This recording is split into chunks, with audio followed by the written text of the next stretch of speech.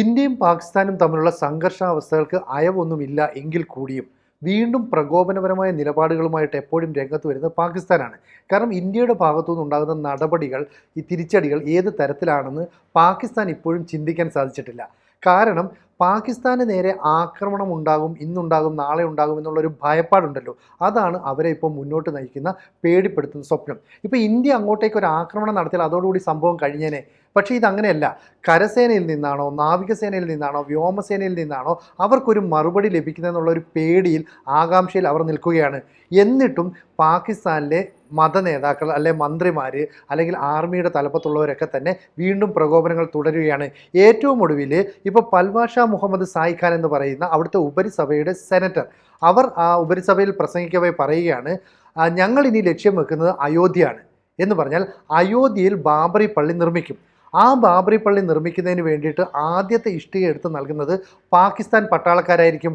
ആസാൻ നൽകുന്നത് പാക് പട്ടാള മേധാവിയായിട്ടുള്ള അസിം മുനീർ ആയിരിക്കും.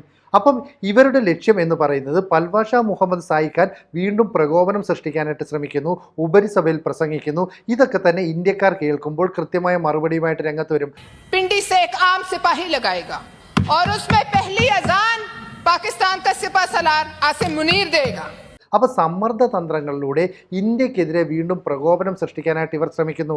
ഇത് മാത്രമല്ല പറയുന്നത്, ഏതെങ്കിലും ഒരു സാഹചര്യത്തിൽ ഇന്ത്യ പാകിസ്ഥാനെ ആക്രമിക്കാൻ ശ്രമിച്ചാൽ സിഖ് വംശജരായ പട്ടാളക്കാർ അതിൽ നിന്ന് പിന്മാറും. കാരണം സിഖ് വംശജർക്ക് ഞങ്ങളെ ആക്രമിക്കാനോ ഞങ്ങൾക്കെതിരെ നിൽക്കാനോ കഴിയില്ല. കാരണം ഗുരുനാനാക്കിൻ്റെ നാട് ഞങ്ങളുടെയാണ്. അപ്പോൾ പാകിസ്ഥാനിലെ ഗുരുനാനാക്കിൻ്റെ നാടിനെ റെസ്പെക്റ്റ് ചെയ്യുന്ന ആൾക്കാരാണ് ഇന്ത്യൻ ആർമിയിലെ സിഖ് വംശജർ എന്ന് ഇവർ പറഞ്ഞു വെക്കുന്നു. അപ്പോൾ വീണ്ടും ഒരു ആകാംക്ഷ സൃഷ്ടിക്കുകയാണ്. മാത്രമല്ല, ഞങ്ങൾ വളകളൊന്നും ധരിക്കുന്നില്ല, വീണ്ടും പ്രകോപനം സൃഷ്ടിക്കുന്നു. അപ്പോൾ തുടർച്ചയായി ഇത്തരം സംഭവങ്ങൾ സൃഷ്ടിച്ചുകൊണ്ട് ഇന്ത്യയെ പ്രകോപനത്തിലേക്ക് വലിച്ചിഴയ്ക്കുന്നു. അങ്ങനെയാണെങ്കിൽ ഇന്ത്യ ഒരു ആക്രമണം നടത്തിക്കോട്ടെ, അങ്ങനെ ലോകരാജ്യങ്ങൾക്ക് മുമ്പിൽ ഇന്ത്യയെ തുറന്നു കാട്ടാൻ കഴിയും എന്നൊക്കെയാണ് പാകിസ്ഥാൻകാർ ഇപ്പോഴും പ്രതീക്ഷിക്കുന്നത്.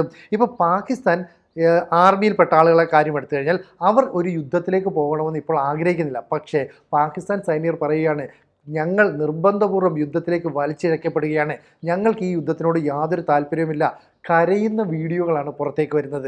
കാരണം അസീം മുനീർ എന്ന് പറയുന്ന സൈനിക മേധാവി ഒരു പട്ടാള അട്ടിമറി നടത്താനായിട്ട് ചില നീക്കങ്ങൾ നടത്തുകയും അത് പരാജയപ്പെട്ടു പോവുകയും ചെയ്തു. അതിൻ്റെ തുടർച്ചയായിട്ട് പഹൽഗാമിൽ ഒരു ആക്രമണം ഉണ്ടാകുന്നു. ഇതിന് ഇന്ത്യയുടെ ഭാഗത്തുനിന്ന് തിരിച്ചടി നൽകുമെന്ന് ഇന്ത്യൻ പ്രധാനമന്ത്രി നരേന്ദ്രമോദി ഒന്നിലധികം തവണ പറഞ്ഞു. പഹൽഗാമിലുണ്ടായ സംഭവങ്ങൾ ഈ രാജ്യത്തിൻ്റെ ഹൃദയത്തെ കീറി മുറിച്ചു. അതുകൊണ്ട് തന്നെ അതിൽ പങ്കെടുത്തവർക്കും അതിൽ ഗൂഢാലോചന നടത്തിയവർക്കും ശക്തമായ തിരിച്ചടി നൽകും. അപ്പോൾ ഏത് വിധത്തിലായിരിക്കും തിരിച്ചടി? എന്ത് തിരിച്ചടി ഉണ്ടായാലും അതിനെ നേരിടാൻ പോകേണ്ടത് പാക് ആർമിയാണ്. അപ്പോൾ പാക് ആർമിയെ നിർബന്ധപൂർവ്വം യുദ്ധത്തിലേക്ക് വലിച്ചഴിച്ചത് അസിം മുനീർ ആണ് എന്നുള്ള ഒരു ചിന്ത അവർക്കിടയിലുണ്ട്. അതുകൊണ്ട് തന്നെയാണ് 5000-ഓളം വരുന്ന സൈനികരും അതുപോലെ തന്നെ അവരുടെ തലവന്മാരുമൊക്കെ രാജിവെച്ചു എന്നുള്ളൊരു നിലപാട് സ്വീകരിച്ചത്. ഇതിനൊരു മറ്റൊരു വശം കൂടിയുണ്ട്. അതായത് പാക് തെഹരിക്ക് ഈ ഇൻസാഫ് എന്ന് പറയുന്ന PTI, ഈ പാർട്ടിയുടെ തലപ്പത്തിരിക്കുന്ന ഇമ്രാൻഖാനാണ്. അപ്പോൾ ഇമ്രാൻഖാനെ പിന്തുണയ്ക്കുന്ന ഒരു വിഭാഗം ആളുകൾ ഇപ്പോഴും പട്ടാളത്തിലുണ്ട്. അപ്പോൾ അവർ ആ നിലപാട് സ്വീകരിക്കാത്തത് കൊണ്ടാണ്, അല്ലെങ്കിൽ ഈ പറയുന്ന അസീം മുനീറിൻ്റെ നിലപാടിനോട് അംഗീകരിക്കാത്തത് കൊണ്ടാണ് ഇതിൽ നിന്ന് പിന്നോക്കം മാറി നിൽക്കുന്നത്. അപ്പോൾ ഇവരും കൂടെ മാറി നിന്ന് കഴിഞ്ഞാൽ ഈ ആർമിക്ക് കൃത്യമായൊരു മുന്നേറ്റം നടത്താൻ കഴിയുമോ എന്ന് നമുക്കറിയില്ല. ഇപ്പോൾ പാക് പീപ്പിൾസ് പാർട്ടിയുടെ നേതാവ് ബിലാവൽ ഭൂട്ടോ പറഞ്ഞതാ, ഒന്നുകിൽ സിന്ധു നദിയിലൂടെ വെള്ളമൊഴുകണം, അത് പാകിസ്ഥാനിലേക്ക് എത്തണം, അതല്ലെങ്കിൽ ഇന്ത്യയുടെ രക്തം ഞങ്ങൾ അതിലൂടെ ഒഴുക്കും. അപ്പോൾ വീണ്ടും അത്തരത്തിലുള്ള പ്രകോപനങ്ങൾ സൃഷ്ടിക്കുകയാണ്. അപ്പോൾ ഇന്ത്യ ഇതിനോടൊന്നും തന്നെ കൃത്യമായിട്ട് പ്രതികരിക്കാത്തതുകൊണ്ട് അവർക്ക് യാതൊന്നും ചെയ്യാൻ പറ്റുന്നില്ല. അപ്പം അസീം മുനീറിനെ കുറ്റപ്പെടുത്തുന്ന ഒരു വിഭാഗം ഉണ്ടെങ്കിൽ മറ്റൊരു വിഭാഗം പറയുന്നത് എന്താ, അസീം മുനീർ ഇക്കാര്യത്തിലൊന്നും നേരിട്ട് യാതൊരു ഇടപെടലും നടത്തിയിട്ടില്ല. ഇയാളുടെ പ്രസംഗം എന്ന് പറയുന്നത് ദ്വിരാഷ്ട്രവാദം എന്താണ്, അതുപോലെ തന്നെ കശ്മീർ എന്ന് പറയുന്നത് ഞങ്ങളുടെ കഴുത്തിൽ നാഡീ ഞരമ്പാണ്, ഞങ്ങൾക്കത് ഒഴിവാക്കാൻ പറ്റില്ല എന്നൊക്കെ പറഞ്ഞുള്ള കാര്യങ്ങൾ സംസാരിച്ചു എന്ന് മാത്രമേ ഉള്ളൂ. അല്ലാതെ ഇത്തരത്തിലുള്ള നിലപാടുകളൊന്നും സ്വീകരിച്ചില്ല, യുദ്ധത്തിലേക്ക് ഇവരെ വലിച്ചിഴച്ചുകൊണ്ട് വന്നില്ല എന്നൊക്കെ പറയുന്നു. അപ്പോൾ ഈ അസീം മുനീറിന് കുറച്ച് ഹിസ്റ്ററി കൂടെ നോക്കണം. അതായത് ഇയാൾ ഏറ്റവും സെൻസിറ്റീവായ നോർത്ത് ഏരിയയിൽ പട്ടാള മേധാവിയായിട്ടിരുന്ന ആളാണ്. പിന്നീട് ഇയാൾ ISIയുടെ തലപ്പത്തേക്ക് വന്നു. പക്ഷേ ഇമ്രാൻഖാനുമായുള്ള അഭിപ്രായ വ്യത്യാസം കാരണം 8 മാസത്തോളം മാത്രമേ ആ പദവിയിൽ ഇരിക്കാൻ കഴിഞ്ഞുള്ളൂ. പിന്നീട് ആ പദവിയിൽ നിന്നൊക്കെ മാറി. പക്ഷേ കാലം മാറിയപ്പോൾ ഇമ്രാൻഖാൻ ജയിലിലാവുകയും ഇയാൾ പാക് സൈന്യത്തിൻ്റെ തലപ്പത്തേക്ക് എത്തുകയും ചെയ്തു. അപ്പോൾ ഇയാളുടെ നിലപാടുകൾ എന്താണ്, ഇയാൾ പറയുന്നതിനെ എല്ലാവരും കേൾക്കണമെന്നൊക്കെ പറഞ്ഞു. പക്ഷേ പാക് പ്രധാനമന്ത്രിയായ ഷെഹബാസ് ഷെരീഫിന് ഒരു കാര്യം മനസ്സിലായി. ഈ അസീം മുനീർ എന്ന് പറയുന്ന പട്ടാള മേധാവി ചില അട്ടിമറികൾ രാജ്യത്ത് നടത്താനായിട്ട് ശ്രമിച്ചു. എന്ന് പറഞ്ഞാൽ എല്ലായ്പ്പോഴും തിരഞ്ഞെടുക്കപ്പെട്ട സർക്കാരുകളെ അട്ടിമറിച്ചുകൊണ്ട് ഈ പാക് പട്ടാളം അവിടെ അധികാരം പിടിച്ചെടുക്കുന്ന ഒരു നിലപാട് സ്വീകരിക്കാറുണ്ട്.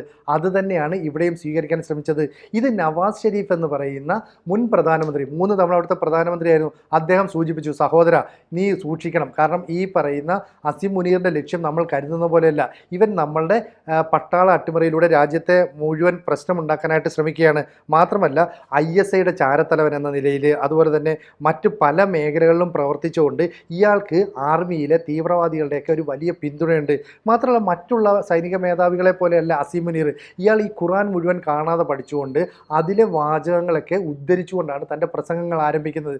ഇത് തീവ്രവാദികൾക്കിടയിൽ വലിയ മതിപ്പുണ്ട്, പട്ടാള ഉദ്യോഗസ്ഥർക്കിടയിലും വലിയ മതിപ്പുണ്ട്. അതുകൊണ്ട് തന്നെ ഇത്തരത്തിലുള്ള ഒരു ആക്രമണം അല്ലെങ്കിൽ ഒരു പട്ടാള അട്ടിമറിയൊക്കെ ഇയാൾ നടത്താൻ തീരുമാനിച്ചു എന്ന് പറഞ്ഞാൽ അത്ഭുതമില്ല. ഇപ്പോൾ ഇന്ത്യ എന്താ കരുതുന്നത്? ഈ പഹൽഗാമിൽ ഈ പ്രശ്നമുണ്ടായിട്ട് ഇത്രയും ദിവസമായിട്ട് നമ്മൾ എന്താ തിരിച്ചടി കൊടുക്കാത്തത്? ഇന്ത്യൻ പ്രധാനമന്ത്രി നരേന്ദ്രമോദി തന്നെ പറഞ്ഞു, കരസേനയും വ്യോമസേനയും നാവികസേനയും ഏത് നിമിഷവും തിരിച്ചടിക്കാനായിട്ട് സജ്ജമാണ്. മാത്രമല്ല അവർക്ക് പെർമിഷൻ കൊടുത്തു, നിങ്ങൾക്ക് എപ്പോൾ വേണമെങ്കിലും ഇഷ്ടമുള്ള രീതിയിൽ പ്രതികരിക്കാനുള്ള അനുമതിയും കൊടുത്തു. എന്നിട്ടും എന്ത് ചെയ്യുന്നില്ല? അപ്പോൾ നമ്മൾ കുറച്ചുകൂടെ ചിന്തിക്കണം. ഈ പുൽവാമ ആക്രമണം നടന്ന് 12 ദിവസത്തിന് ശേഷമാണ് നമ്മളൊരു മറുപടി കൊടുത്തത്. അതായത് നമ്മൾ അവർക്ക് മറുപടി കൊടുക്കുന്ന ഏത് തരത്തിലായിരിക്കും ആക്രമണം നടത്തുന്നത് അവർക്ക് സങ്കല്പിക്കാൻ കഴിയില്ല. കാരണം നമ്മളൊരു പൂർണ്ണ യുദ്ധത്തിലേക്ക് പോകാൻ ആഗ്രഹിക്കുന്നില്ല. നമ്മളുടെ പ്രശ്നം എന്താ? പാക് ഒക്കുപ്പൈഡ് കാശ്മീർ പോലെയുള്ള പ്രദേശങ്ങളിലേക്ക് കടന്നു കയറി അത് തിരിച്ചു പിടിക്കുക, അല്ലാതെ പാകിസ്ഥാനെ മുഴുവൻ ആക്രമിച്ച് നശിപ്പിക്കണമെന്നൊന്നും നമ്മൾ ആഗ്രഹിക്കുന്നില്ല. ഇപ്പം 1947 ഈ കശ്മീർ പാകിസ്ഥാൻ്റെ കയ്യിലേക്ക് വന്നത് എങ്ങനെയാണ് എന്നത് സംബന്ധിച്ച് അൽ ജസീറ എന്ന് പറയുന്ന ചാനൽ പോലും ലേഖനമൊക്കെ എഴുതുന്നു. അതിനകത്ത് പാകിസ്ഥാൻ്റെ അധിനിവേശത്തെക്കുറിച്ചാണ് പറയുന്നത്. അപ്പോൾ കാശ്മീരിലേക്ക് പാകിസ്ഥാൻ അധിനിവേശം നടത്തുന്നു അൽ ജസീറയ്ക്ക് പോലും എഴുതേണ്ടി വരുന്നുവെങ്കിൽ പാകിസ്ഥാൻ്റെ പൊള്ളത്തരങ്ങൾ ലോകത്തിന് മുന്നിൽ തുറന്നു കാട്ടപ്പെടുകയാണ്. സാധാരണഗതിയിൽ എല്ലായ്പ്പോഴും ഇന്ത്യക്കെതിരായിട്ട് നിലപാട് സ്വീകരിക്കുന്നതാണ്.